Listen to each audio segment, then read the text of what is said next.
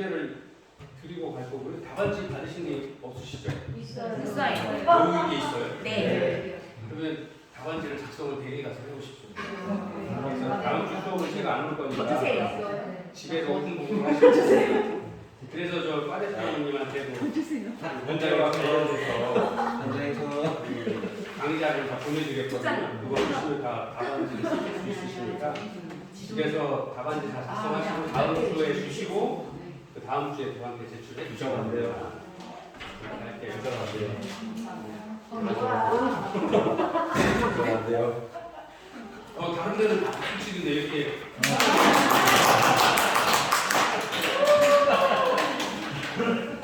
여러분 저희가 그 공부하는 방법이 3H라고 해요.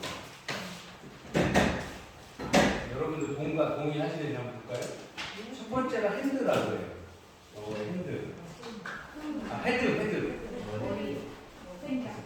머리로 공부하는 거. 대한민국은 뭐 외국은 어떨지 모르지만 대한민국은 그 대학을 좋은 대학을 가기 위해서 옛날부터 초중고는 아주 대학 가기 위해서 그냥 책상에 엉덩이 붙이고 누가 오래 앉아 있느냐가 관건이었거든요. 머리로 그냥 딱 놓는 거예요. 그다음에 두 번째 H거든요. 대학에 보시면 하트, 마음.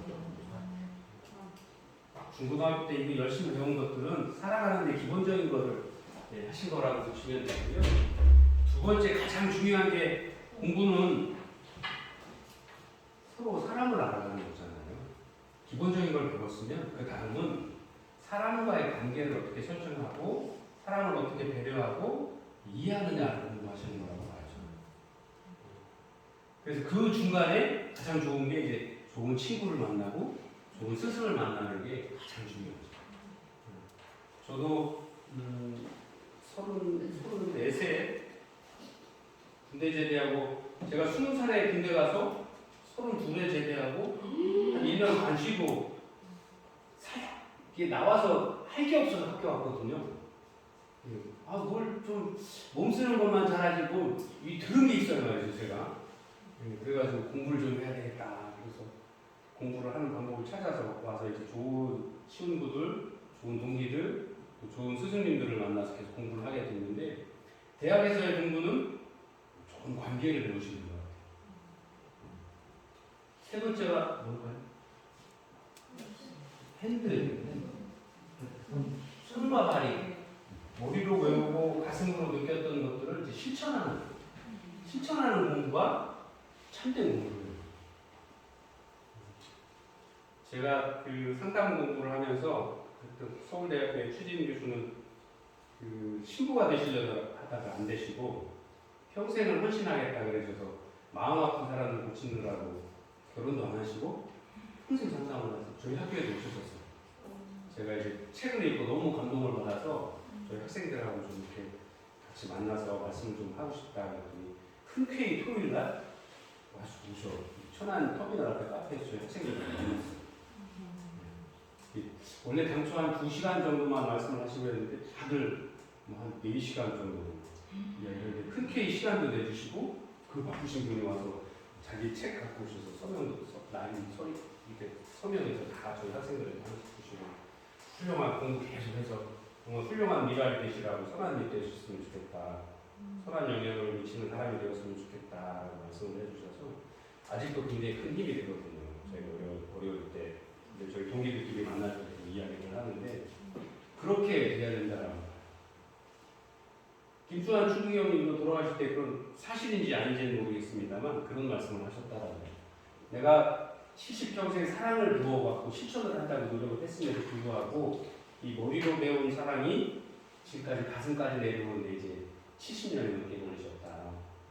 우리가 봤을 때는 실천하고도 남으신 분인데 귀감이 되고도 남으신 분인데도 그런 말씀을 하셨다라고 해요.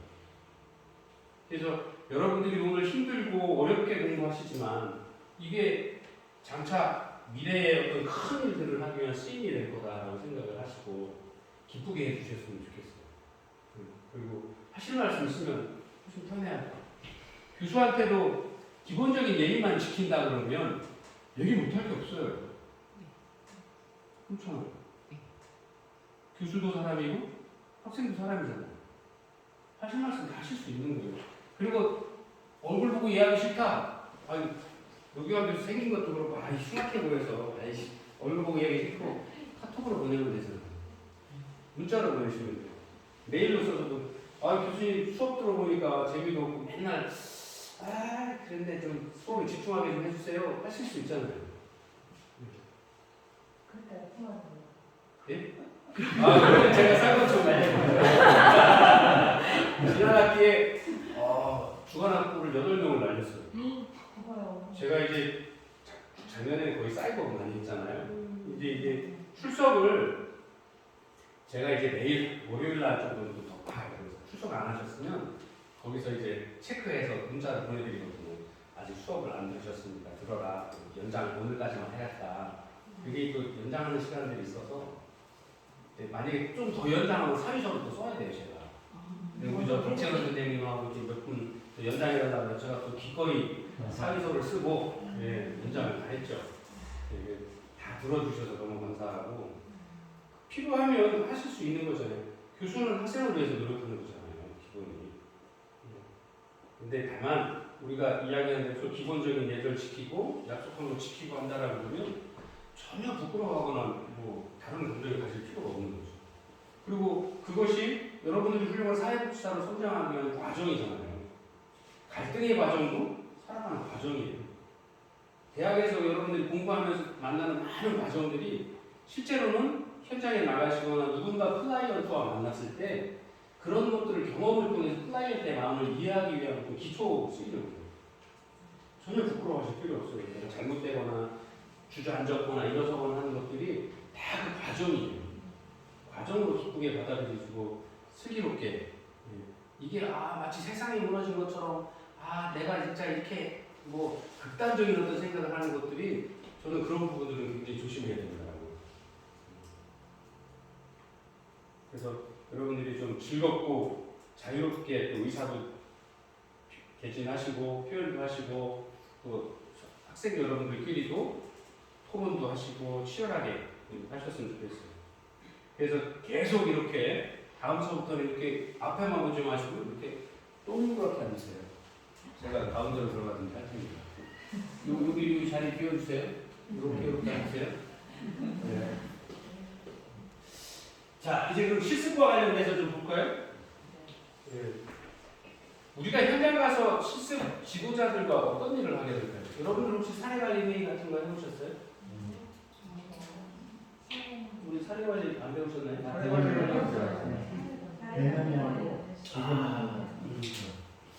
보통 사회복지사 선생님이 현장에서 누군가 상담을 하거나 우리가 어떻게 하죠? 처음에 클라이언트가 오면 과정을 한번 볼까요?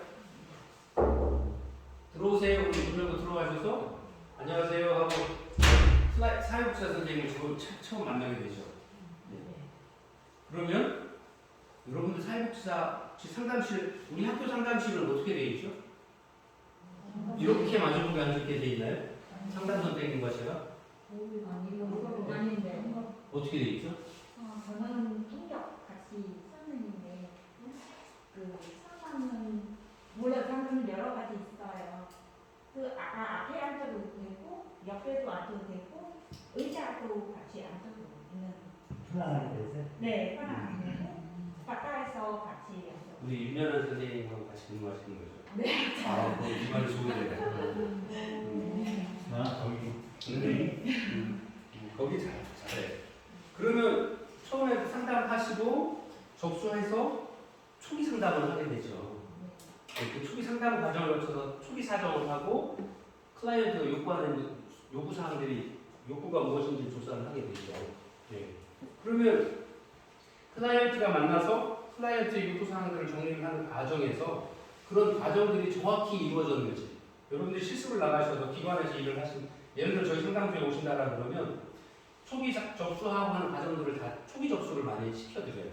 처음에는 한 일주일은. 그러면 왜냐하면 초기 접수가 가장 중요해요. 클라이언트를 처음 만날 때. 클라이언트가 사회복지사 선생님을 처음 만날 때 굉장히 좋은 인상을 선물 줄 수 있어야 되거든요. 그걸 저희도 시키면 저희는 되게 미숙하지 않을까요? 옆에 앉아 있는 거예요. 우리 전문 선생님 계시고요. 그다음에 원래 초기에 그 초기 상담이 최소한 저희 기관 같은 경우 3년에서 5년 이상 하시는 분들이 하세요. 왜냐하면 잘못 접근하게 되면 그 초기 상담 때 그 흔한 실수인데 답을 내려주신다는 거예요. 우리 이런 거죠. 우리 요즘 이야기하는 교류 분석에서의 메타 감정들을 건드려보죠. 무의식에 있는 거 아픈데 이런 거예요. 엄마 학생이 예를 들어서 아들이 공부를 너무 안 해요. 그래서 어떻게 하면 성적을 올릴까 그래서 거금을 들여서 수학학원, 영어학원 막 35만 원짜리 4군데를 보냈어요. 근데 한 달 후에 중간고사를 보았는데 아들은 신나서 왔죠. 좀 빵점 맞다가 55점 맞았거든요. 막 그래서 엄마 왜? 나 55점 맞았어. 엄마가 뭐라고 할게? 그런 거 봤어? 역시 좋은 기관 다니시네. 네? 아 멋져요. 대개의 경우 엄마들이 이렇게 말씀하시죠. 야 인마 55점 너 누구 닮아서 돈이 얼마인데 인마 이거 없는 거 있는 거 가지고서 너 공부하라고 30만 원짜리 4개 하고 120만 원 굳이 200만 원 버는데 120만 원씩이나 들였는데 55점이 만약 100점도 못 맞고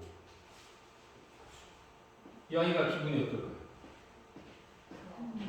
자신감 엄마는 너 더 열심히 해야 돼. 우리가 엄마 아빠가 최선을 다하고 있는 거야. 너를 위해서. 그 마음을 알아줬으면 좋겠어라고 그 말씀을 하신 거 알아요. 근데 제가 학생이면 나도 엄마가 그렇게 어렵게 하는 줄 알고 내가 그래서 빵점 맞다가 기초가 안 되는데도 열심히 밤마다 공부해서 55점까지 맞아왔는데 어쩌라는 소리야 라고 생각할 수밖에 없죠. 지하철 타고 싶겠다. 예, 집 나가고 싶죠 진짜. 똑같은 의미예요. 초기 상담가 선생님이 클라이언트가 왔을 때 아까 말씀 앉는 것부터 와서 인사하는데 일로 앉아 여기 이러면 여기 말하고 싶을까요? 딱 들어오는 순간 바로 나가야지. 오늘 다시 해볼 것 같아 저 같으면 내가 왜 왔지? 문제 한번 다시 나간다 생각이 들고 55점 맞았어 하고 왔는데 야 인마 그거밖에 못 맞았어? 돈을 얼마 들였는데 이러면 지하철 타러 올라오지. 우리 집에 내가 필요 없나? 그러니까 혹시 내가 다리 밑에 주소만 할까? 이런 생각하죠. 똑같아요. 그래서 기관의 슈퍼바이저라 지도 감독자라고 하는 슈퍼바이저들이 그런 과정들을 설명을 해요. 지금 제가 말씀드린 것처럼 이렇게 직접적으로는 하진 않겠지만 선생님이 오셨을 때 같이 이렇게 인사를 그 자리에서 주시해요. 저희 같은 저희 상담사 같은 경우는 상담소 같은 경우에는 와서 똑똑하면 네 들어오세요 하고 이 목소리도 낮은 네 들어오세요 이러면 안 돼요. 사람이 가장 듣기 좋은 파, 솔, 라 정도 음성 파, 솔, 라, 파, 솔 음성 정도. 그래서 좀 밖에서 잘 들리게 하고 일어서면 같이 일어서서 인사하고 처음이시죠? 이 자리 아니면 이 자리 아니면 차 한잔 같이 하실까요? 저희 상담소에는 감정표 교구상에 가서 그러니까 이건 새로 나온 게 당신의 감정은 어떻습니까? 이렇게 이모티콘처럼 해서 행복감, 즐거움, 짜증남, 오늘 괴로움, 오늘 날씨 흐림 뭐 이렇게 해서 수십 가지 감정을 딱지로 만들어 놨더라고요. 저희 입구에 이거 붙였어요. 당신의 감정은 어떠신가요? 하나 골라서 딱 갖고 올라와서 하면 상담사 선생님이 친절하게 해주면 앉아서 이거 혹시 감정 보셨어요? 이렇게 딱 내놓으면 차 한잔 하면서 이 얘기예요. 선생님 감정이 오늘 정말 기쁜 감정이 정말 기쁘신 일 있으셨나 혹시 제가 저한테 말씀해 주셔도 괜찮아요? 같이 공유해도 좋을까요? 그래서 말을 시작을 해요. 그러면서 이제 어떻게 오셨는지 혹시 제가 도와드릴 일은 없는지 우리 기관이 성피해 상담소인데 가족폭력 상담소인데 혹시 그런 심각한 문제 때문에 오신 건지 가해자이신지 피해자이신지 가해자들아요? 그럼요. 가해자가요? 그럼요. 아, 가해자가 안 바뀌는데 어떻게 건강하게 치료가 되죠?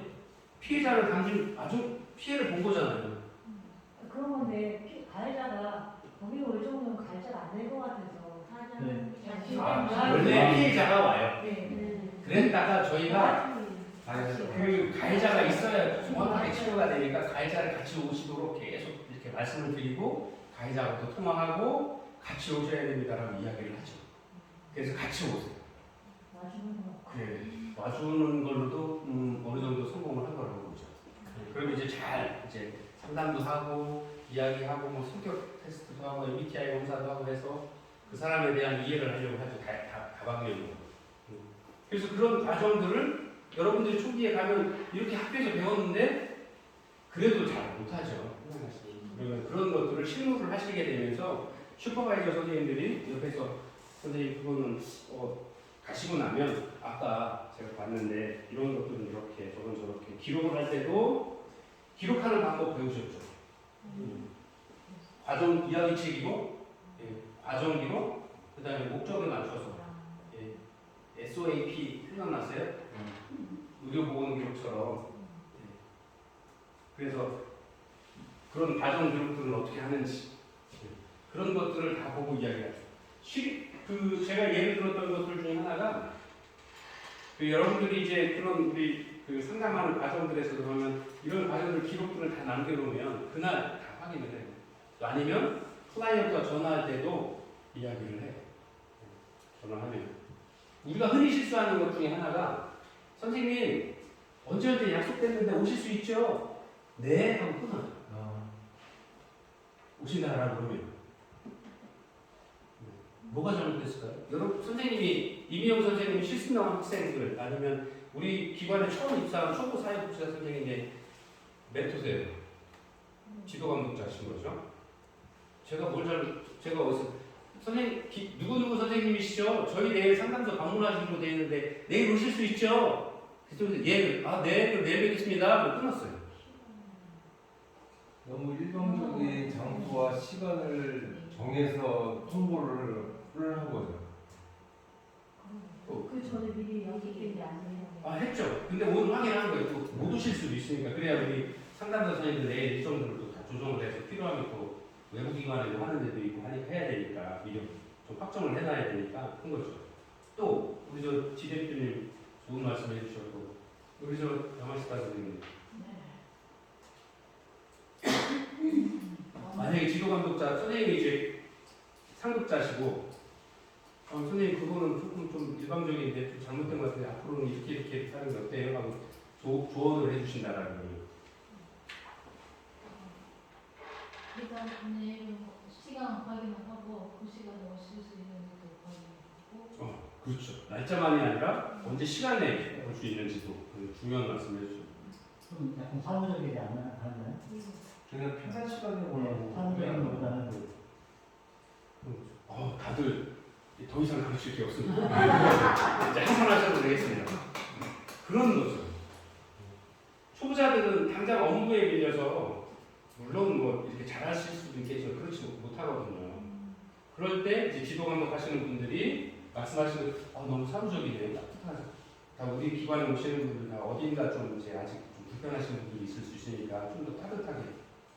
그 다음에 날짜는 내일 좋은데 그럼 구체적으로 몇 시에 오실 수 있는지 우선 나오실 수 있는지 없는지를 여쭤보고 나오실 수 있다라 그러면 몇 시까지 오실 수 있는지 물어보고 그 다음에 혹시 준비물이나 뭐 하는 게 있는지도 추가적으로 설명을 좀 해드리고 그렇게 해서 좀 편안하게 전화가 돼야 되는데 너무 사무적으로 딱하게 전화를 하면 받아들이는 사람 입장에서는 우리 요즘 이야기는 각과 을의 관계가 되어버리거든요. 그렇죠? 우리는 늘 이야기죠. 수평적인 관계 이야기하잖아요. 수직적인 관계가 그런 것들을 슈퍼바이저 선생님도 이야기를 해주시는 거예요. 그리고 학교에서는 그게 기관의 슈퍼바이저나 그거 해야 된다라고 그러고 학교에서는 여러분들이 아직 학생이시잖아요. 현장에 나가신다라고 해도 현장에서 현장 실습을 하는 동안도 학생 신분이기 때문에 실제로 학교가 여러분들을 보호할 수 있어야 되는 거죠. 그리고 지도교수 선생님들이 현장 나가시면 또 한 번씩 다 나가세요. 진짜 기관이 올바른 기관인지 그 다음에 계약된 내용대로 지도감독 하시는 선생님들은 경력이나 이런 걸 갖추고 있는지 그 다음에 그 학생들을 잘 케어해 줄 수 있는지 그런 것들을 다 보거든요. 그래서 실습을 나가시면 이렇게 학교에서 여러분들 필수 과목으로 지도감독론에 대해서 강의도 하고 학교 가면 어떤 일을 합니다 하고 미리 알려드리기도 하고 이런 것들을 미리 학교에서 하는 거죠. 그 다음에 여러분들이 기관도 한다고 할 때 기관에서 관련 서류를 제출하면 우리 학교에 학생이 갑니다. 학교에서 실습 계약서를 다 보내요. 아니면 선생님들한테 보내서 실습 일지를 가져와서 계약서 받아서 사인을 학교로 보내주십사고 이야기를 해요. 그 갖다 드리면 그분들이 이제 관인 찍어서 학교로 다시 보내주시죠. 그리고 그런 계약 관계들이나 이런 것들을 학교에서 미리 다 이렇게 하고 있는 거죠. 그리고 기관에서도 기관마다 규모에 따라서 다르긴 한데 저희도 학생들 보시면 학생들 보통 요새 160시간, 120시간이니까 저희도 아예 커리큘럼을 짰어요. 처음에는 어떤 일 하고 기관 처음에 소개해야죠.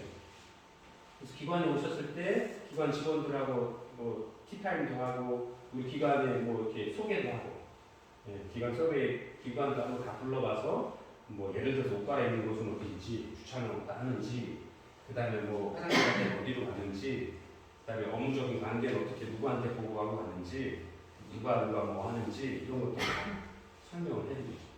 그 다음에 업무는 첫 주에는 어떻게 하고 둘째 주 어떻게 하고 중간 평가 어떻게 하고 마지막에 하고 뭐 평가 최종 평가 어떻게 하고 서류는 어떻게 작성하고 이런 것들을 한 하루 정도 이틀 정도 해서 다 설명을 드리고 이제 진행을 하거든요.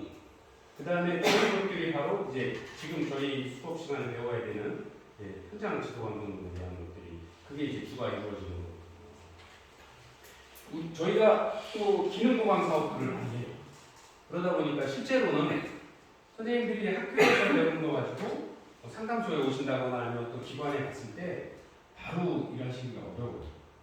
그러다 보니까 처음에 뭐 그 담당하시는 업무에 그 주 담당하시는 선생님하고 업무 보조하는 것들로 하고 그 다음에 필요하면 업무 역량 강화 교육도 하죠.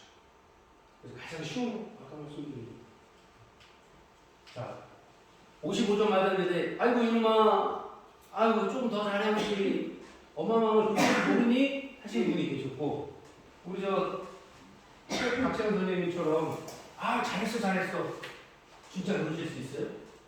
모르겠죠. 아니 잘하긴 뭘 잘해 55점짜리가 잘해는 아니에요. 저는 더 많이 듣겠는데 칭찬. 근데 만약 그렇게 하면 그 상대방의 아이는 성격 어떻게 했는지 저 아들은 많이 칭찬하면 더 열심히 공부하고 네 그래서 아 잘했다고 너 이 정도만큼은 잘했어 그래 아이고 네 이분 닮아서 이렇게밖에 그리고 어제는 자기 엄마나 그 점수 몇 점 되면 엄마 좋아요 좋겠다고 엄마는 괜찮아 너는 몇 점 나가면 좋겠다고 해요 자기는 모델라는 네 근데 나 50점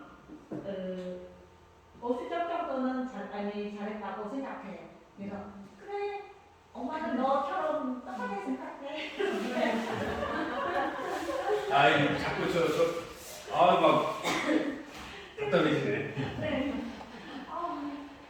우리 저 야마시타 선생님 어떻게 하실 것 같아요? 왜 55점? 일단 잘했어 칭찬하고. 근데 왜 이렇게 됐어 물어보는 거예요. 근데 제가 55점 맞은 학생 입장에서는 엄마도 힘들었어. 왜 이렇게 이게 베스트인데요? 지금? 그쵸 우리 아들은 너는 몇 점을 목표로 공부를 했어? 라고 하면 60점이라고 해요. 그건 아닌 거 아니냐고 100점으로 맞아서 60점 받으면 괜찮은데 100점 맞게 최선을 다해야 되는 거 아니냐고 하는 대화가 됐어요. 아 그러시구나. 우리가 그 교류 분석 요즘 이제 상담에서 많이 이야기하는 교류 분석 아니면 이너 차일드 내면 아이에 대한 치료를 해야 된다는 많이 회자가 되고 그런 어떤 상담 기법을 이용해서 상담들을 많이 하고 있어요. 근데 그 내면 아이에 대한 부분들이 바로 그런 거거든요.